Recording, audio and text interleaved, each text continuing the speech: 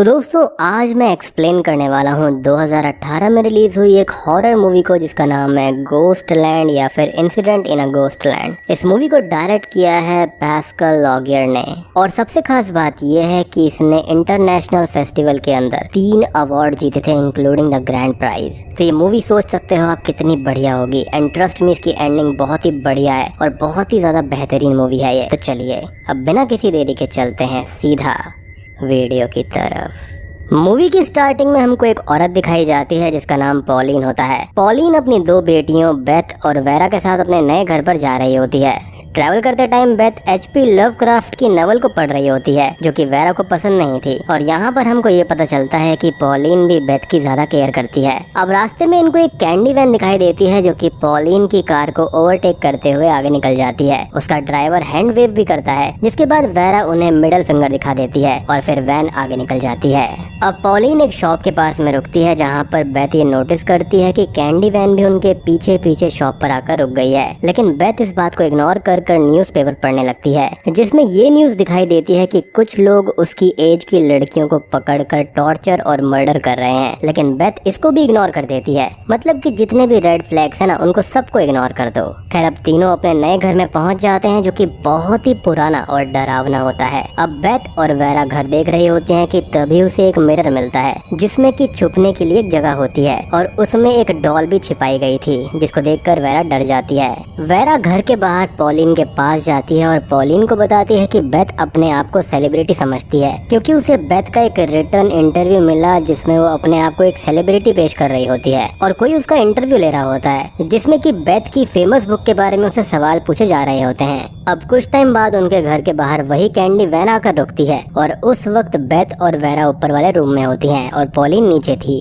तभी एक बड़ा सा आदमी वैन से निकलता है जो कि पॉलिन पर हमला कर देता है जिसके बाद पॉलिन बेहोश हो जाती है। मतलब कि ये वही है जो कि लड़कियों को किडनैप करके उनका मर्डर कर देता था। अब बेथ और वेरा उस बड़े आदमी को देखकर वहाँ से भागने लगती हैं लेकिन वो आदमी बेथ और वेरा को पकड़कर नीचे बेसमेंट में ले जाता है। तभी वहाँ पर एक अजीब सी दिखने वाली औरत आती है जो कि ये कहती है कि उसे बस गुड़ियों से खेलना है, जिसका मतलब था कि कम एज की लड़कियों को परेशान कर उसे खुशी मिलती है।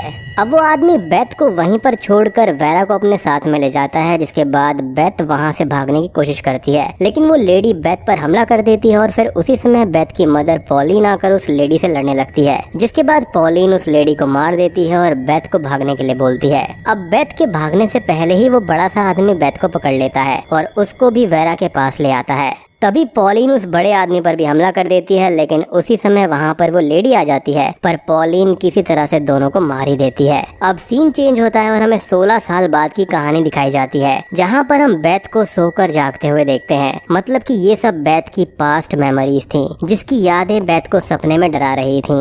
तभी हम देखते हैं कि बेथ एक सक्सेसफुल राइटर बन चुकी है और उसकी शादी भी हो चुकी है और बेथ का एक बेटा भी है। बेथ ने हाल ही में एक किताब भी लिखी है जिसका नाम incident in a ghost land होता है जो कि उसकी खुद की स्टोरी होती है जब वो 16 साल पहले उस घर में रहती थी और ये सब वो एक शो में बता रही होती है। बेथ अब शाम के टाइम अपने फैमिली के साथ टीवी देख रही थी तभी एक कॉल आता है जिसमें कि वेरा चीख चीख कर बेथ से हेल्प मांग रही होती है। फिर अचानक से ही कॉल कट हो जाता है जिससे कि बेथ को कुछ भी समझ में नहीं आता कि हुआ क्या। उसके बाद बेथ मदर को कॉल करती है लेकिन कॉल कोई भी रिसीव नहीं करता। अब बेथ अपनी सिस्टर और मदर के पास जाने के लिए डिसाइड करती है जो कि अभी भी उसी घर में रहा करते थे यानी कि 16 साल पहले। घर पहुंचने पर बेथ अपनी माँ से मिलती है जहाँ पर वो ये बताती हैं कि वेरा की मेंटल कंडीशन उस इंसिडेंट के बाद से ही खराब है जिसकी वजह से उसको वेरा को बेसमेंट में लॉक करके रखना पड़ता है। वेरा अब यहाँ पर भी बेथ से चीख कर हेल्प मांगने लगती है और बताती है कि उसे वो दोनों मार देंगे जिसके बाद बेथ को लगता है कि उन दोनों किलर्स की आत्मा वेरा को परेशान कर रही है। फिर पॉलिन किसी तरह से वेरा को शांत करती है। अब उसी रात बेथ को लगता है कि उसके रूम में कोई है जिसके बाद बेथ उठकर मिरर के पीछे वाली जगह को चेक करने जाती है जहाँ पर उसे सिर्फ एक डॉल मिलती है। फिर अचानक से ही बेथ को कोई अंदर खींच लेता है लेकिन तभी बेथ की आंख खुल जाती है, मतलब कि बेथ बस एक बुरा सपना देख रही थी। अब बेथ के उठने के बाद में उसको उसी मिरर के ऊपर हेल्प लिखा हुआ मिलता है। बेथ इसे वेरा की लिखी हुई राइटिंग समझती है जिसके बाद में बेथ बेसमेंट में जाती है जहाँ पर वेरा बुरी हालत में होती है। उसकी पूरी बॉडी पर चोट के निशान होते हैं। फिर वेरा बेथ को उसे किसी से बचाने के लिए बोलती है, जैसे कि कोई उसे मार रहा हो। तभी उसे ट्रक की आवाज आती है, जिसके बाद वेरा वहीं पर छुप जाती है और बेथ चेक करने के लिए बाहर जाती है और बाहर उसे एक ट्रक रोड से जाती हुई दिखाई देती है, जो कि एक आम ट्रक होती है। अब उसी रात को पॉलिन ज्यादा ड्रिंक कर लेती है, जिसके बाद में बेथ पॉलिन को सुलाकर उस घर की चीजों को देखने लगती है। तभी बेथ की नजर एक और मिरर पर पड़ती है, जिस पर हेल्प लिखा हुआ था। तभी वो बेसमेंट में जाती है तो वेरा बेड से बंधी हुई मिलती है, जहाँ पे बेथ उसे खोलने की कोशिश करती है, लेकिन बेथ नहीं खोल पाती। वो अब की खोजने के लिए बाहर जाती है कि तभी उस रूम का गेट बंद हो जाता है। तभी अंदर से वेरा के टॉर्चर होने की आवाजें आने लगती हैं, जिसके बाद बेथ गेट खोलने की कोशिश करती है, लेकिन नहीं खोल पाती और फिर सब कुछ एकदम से शांत हो जाता है। बेथ अपनी मदर को उठाने लगती है और वापस दरवाजे के पास में जाती है, जहाँ पर वेरा अनप्रेडिक्टेबली गेट से बाहर आ जाती है और फिर कोई अनजान पावर वेरा पर हमला करने लगती है, जिस पावर को वेरा शायद देख रही होती है। उसके बाद में उसके हाथ की सारी उंगलियां टूट जाती है, जो कि काफी दर्दनाक था। अब बेथ अपनी मदर को एम्बुलेंस बुलाने के लिए बोलती है, जिसके बाद पॉलिन एम्बुलेंस लाने के लिए चली जाती है। अब दूसरी तरफ बेथ जैसे ही वेरा के पास में जाती है तो वेरा वहाँ पर नहीं थी और फिर बेथ बेसमेंट में वेरा को खोजने जाती है, लेकिन बेसमेंट का दरवाजा बंद होता है। उसके बाद बाहर से किसी की आवाज आती है कि वेरा के बाद अब उसकी बारी है और उसके बाद बेथ को वही बड़ा आदमी दिखता है, लेकिन ये बेथ का वहम होता है। अब वो अपने रूम में आराम करने चली जाती है और फिर अगली सुबह बेथ उठती है तो उसे उसके चेहरे पर वेरा की तरह ही बहुत सारे चोट के निशान मिलते हैं। वो इससे कंफ्यूज्ड और बहुत ही ज्यादा डर जाती है और अपनी मदर को ढूंढने लगती है, जो कि कहीं भी नहीं मिलती। जिसके बाद बेथ बेसमेंट में वेरा के पास में जाती है और वहाँ पर वेरा बेथ को सारी चीजें बताती है कि बेथ जो अब तक यहाँ से बाहर निकलने के बाद फेमस राइटर की जिंदगी जी रही थी, वो बस उसका एक वहम था। और अब यहाँ पर सबसे ज्यादा शॉकिंग बात रिवील होती है कि यहाँ पर वो दोनों ही 16 साल से उसके कैद में है और वो वहाँ से निकली ही नहीं है और दोनों ही एक साथ उस घर में किलर के जाल में फंसे हुए हैं। और वेरा ये बोलती है कि पॉलिन बेथ को बचाते समय ही मर गई थी, न कि पॉलिन ने उस बड़े आदमी और लेडी किलर को मारा था। लेकिन बेथ को कहानियां बनाना पसंद है और इसलिए बेथ ने अपनी स्टोरीज में अपनी मदर को जिंदा रखा। मतलब कि ये सारी चीजें जो अब तक यहाँ पर हो रही थी वो बेथ की इमेजिनेशन थी। असल में बेथ का बेटा और हस्बैंड वहाँ दिखने वाले कुछ पुरानी फोटोज में दिखने वाले इंसान थे और वो दोनों किलर अभी भी जिंदा थे। वो दोनों किलर अब भी उन्हें परेशान कर रहे थे, जिसके बाद बेथ को सारी सच्चाई समझ में आ जाती है और फिर वो रोने लगती है। कुछ टाइम के बाद में एक अलार्म बजता है, जिसके बाद वेरा बेथ को एक छोटी सी जगह में छुपा देती है और वार्निंग देती है कि उसे आवाज नहीं करनी है चाहे कुछ भी हो जाए। अब हम देखते हैं कि किलर लेडी बेथ को ढूंढ लेती है और बेथ को ऊपर ले जाकर उसका मेकअप करती है और बेथ को ढेर सारे डॉल्स के बीच में जाकर बैठा देती है, जिसके बाद वो लेडी वहाँ से चली जाती है। अब बेथ को वहाँ पर कोई आता हुआ महसूस होता है, लेकिन इससे पहले कि कोई वहाँ पर आता, बेथ एक डॉल के हेयर क्लिप को निकाल कर अपने पास रख लेती है, जिसके बाद में वो बड़ा आदमी वहाँ पर आता है। पर बेथ वेरा की बात मानकर बिल्कुल भी हिलती नहीं है और आवाज भी नहीं करती। अब बेथ देखती है कि वो आदमी एक डॉल को लेकर किसी इंसान की तरह उसे टॉर्चर करने लगता है और उसकी उंगलियां तोड़ देता है। वो आदमी उस हाथ को जलाने भी लगता है, जिसको देखकर ये पता चलता है कि वो आदमी मेंटली अनस्टेबल था और उसे छोटी बच्चियों को टॉर्चर कर कर खुशी मिलती थी।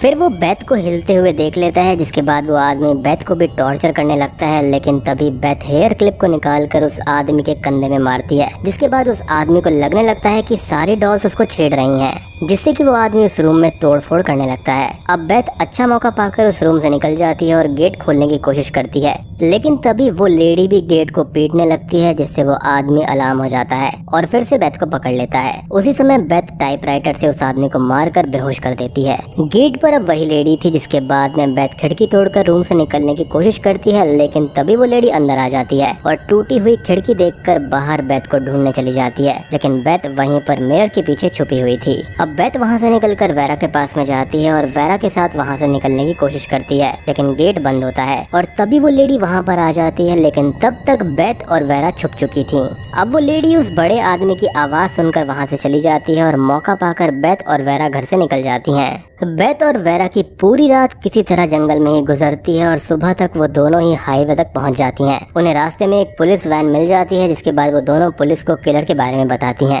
अब उनमें से एक पुलिस कंट्रोल रूम में फोन करके बेथ के घर को चेक करने के लिए बोलता है, लेकिन तभी वो लेडी भी वहाँ पर आ जाती है और उन दोनों पुलिस ऑफिसर को मार देती है। पुलिस को मारने के बाद में वो लेडी बेथ और वेरा को फिर से ट्रक में बांधकर वहाँ से ले जाती है। वो लेडी बेथ और वेरा को खींचकर अंदर ले जाती है, लेकिन तभी बेथ फिर से ख्यालों में खो जाती है, जहाँ पर बेथ एक फेमस राइटर होती है और वो एक पार्टी अटेंड करने आई है, जहाँ पर उसकी मुलाकात HP लवक्राफ्ट से होती है, जिसका वो बचपन में नवल पढ़ा करती थी। इसी बीच बेथ वेरा को पार्टी के बीच में दिखाई देती है, जिसके बाद बेथ वेरा का पीछा करने लगती है और फिर बेथ को वेरा एक दरवाजे के पीछे चीखती हुई मिलती है और तभी पॉलिन वहाँ पर आ जाती है और उसे वहाँ पर रुकने के लिए बोलती है। लेकिन तभी बेथ को सच और सपने में फर्क समझ आ जाता है, जिसके बाद में बेथ वेरा को बचाने के बारे में सोचती है। इन सब के बाद में उसको होश आ जाता है, जहाँ पर वो बड़ा आदमी बेथ पर हमला कर रहा होता है और बेथ को ऑलमोस्ट मार ही चुका होता है। लेकिन तभी वहाँ पर एक डॉल एक्टिव दिखती है, जिसके बाद में वो बड़ा आदमी बेथ को छोड़कर डॉल को तोड़ने लगता है।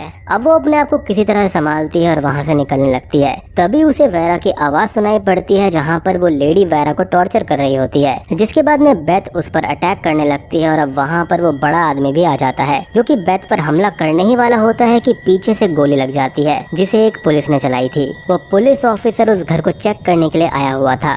आपको याद होगा कि उन 2 पुलिस ऑफिसर्स ने इस घर को चेक करने के लिए कहा था। अब वो पुलिस जो होता है उस लेडी को हैंड्स अप करने के लिए बोलता है, लेकिन वो लेडी पुलिस पर हमला करने की कोशिश करती है, जिसके बाद पुलिस मजबूरी में उसको भी गोली मार देती है। तब तक में और भी ढेर सारे पुलिस वाले वहाँ पर आ जाते हैं, जिसके बाद में वेरा और बेथ को एम्बुलेंस में ले जाया जाता है और बेथ खिड़की पर अपनी मॉम को देखती है, जो कि टूटे हुए टाइपराइटर की तरफ इशारा करती है, जो कि जमीन पर पड़ा हुआ था। और अब बेथ से डॉक्टर पूछता है कि क्या उसको स्पोर्ट्स पसंद है, जिसके बाद में बेथ ये बोलती है कि उसको तो स्टोरी लिखना पसंद है। और बूम, ये मूवी यहीं पर खत्म हो जाती है। अब आई नो कि आपको यहाँ पर कंफ्यूजन हुआ होगा, क्योंकि बेथ तो हमेशा अपने ड्रीम वर्ल्ड में चली जाया करती थी, तो क्या ये एंडिंग भी रियल है या फिर बस एक ड्रीम है कि वो वहाँ से निकल गए हैं। तो भाई देखो, पहली थियोरी तो ये कहती है कि ये सब बच गए थे और उसके बाद में वेरा की मेंटल कंडीशन वाकई में खराब हो गई थी, और जब बेथ वापस से इस घर के अंदर आई तो यहाँ पर उसने स्टोरीज और अपनी कहानी को सुनाना शुरू कर दिया। लाइक वो नई नई एंडिंग, नए नए ट्विस्ट को लेकर आने लगी। और दूसरी थियोरी ये कहती है कि ये दोनों कभी भी वहाँ से 16 साल पहले बाहर निकली ही नहीं थी और ये सारी चीजें जो हुई हैं वो रियल हैं। लेकिन सबसे ज्यादा जो ट्विस्ट करती है वो इसकी एंडिंग है, लाइक कि यहाँ पर ये वाकई में बचे भी थे या फिर बस यहाँ पर ये बेथ की इमेजिनेशन थी। क्योंकि आपको याद होगा कि बेथ ने खिड़की तोड़ी थी, लेकिन जब एंड में उसने अपनी मदर को देखा तो दोनों खिड़कियां जुड़ी हुई थी। तो माइट भी पॉसिबल है कि ये सब बेथ का ना सोचना होगा, यानी कि इमेजिनेशन होगी। हमने वहाँ पर एक चीज नोटिस करी एंड में कि पिंजरे के अंदर एक डॉल को कैद दिखाया जाता है, जो कि ये बता सकता है कि बेथ अभी भी उस आदमी के कैद में है। और वो टाइपराइटर था ना, वो टूटा हुआ दिखाया जाता है, जो कि ये बताता है कि बेथ की राइटर बनने की ड्रीम्स टूट चुकी हैं। और जब डॉक्टर के सवाल पूछने पर बेथ ये बोलती है ना कि उसको स्टोरी लिखना पसंद है, जिसका मतलब ये है कि वो अभी भी सपनों में ही है, क्योंकि थ्रू आउट द मूवी उसको सपनों में और रियलिटी में फर्क नजर नहीं आता। जब उसको बस वेरा को बचाना था, यानी कि अपनी बहन को, तभी वो रियलिटी में वापस आ पाई थी। या फिर एक और चौथी थ्योरी यहाँ पर मेरे हिसाब से ये हो सकती है कि ये पूरी कहानी बेथ की बनाई हुई है। लाइक 16 साल पहले जो हादसा हुआ था, उसके बाद में उसको ढेर सारे आइडियाज आने लगे और अब यहाँ पर वो एक एक कर डिफरेंट टाइप की एंडिंग को यहाँ पर लिख रही थी और टेस्ट कर रही थी कि कौन सी सबसे बढ़िया हो सकती है। तो भाई ओवरऑल मूवी बहुत ही बढ़िया है, आप जाकर जरूर देखना, आपको इसको देखने में काफी ज्यादा मजा आएगा।